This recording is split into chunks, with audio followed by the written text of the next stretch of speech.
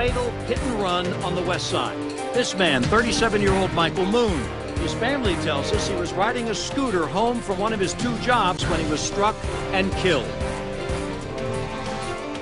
The driver involved is in jail tonight, charged with leaving the scene of a fatal wreck. He turned himself in more than 12 hours after the accident. And we're now learning more about the victim. His family spoke with Channel 4's Francesca Amaker, who's joining us live from the west side, where state troopers arrested the driver. Francesca.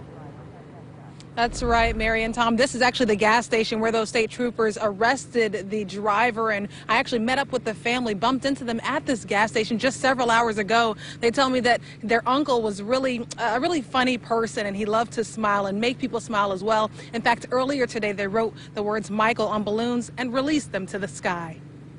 A smiling face and a family man.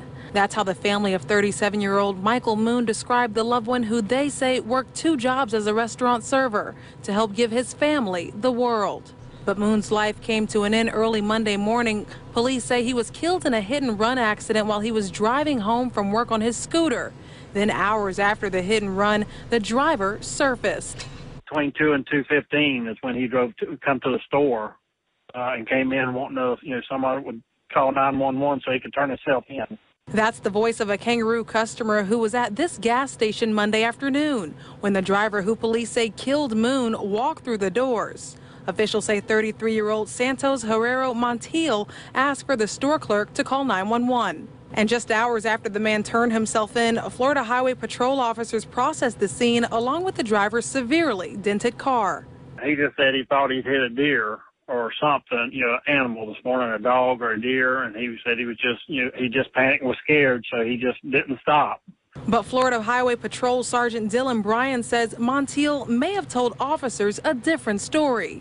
We're not talking about the specifics of the interview because that's part of the investigation, but as far as they know, and I talked to the lieutenant there, nothing was said about thought that he hit a deer.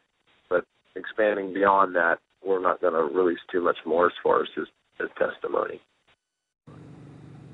And again, Montiel is charged with leaving the scene of a crash that resulted in a death. And if you recall, back in July 1st, the Florida laws about hit and runs actually did change. I actually speak to an attorney at 11 p.m. to see how those changes will affect his case. We're now reporting live on the west side. Francesca Amaker, Channel 4, the local station. Francesca, have you ever been able to find out any more about the driver involved? Well, Mary, I did ask about the driver and if we knew if he lived in this area. They told me that his truck was registered in South Carolina, and they told me that when officials came to this scene, it was difficult to understand him because he only speaks Spanish. Fortunately, they did have a translator, but it was very difficult to understand the man. That's all we know. Francesca Amaker reporting to us live. Thank you, Francesca.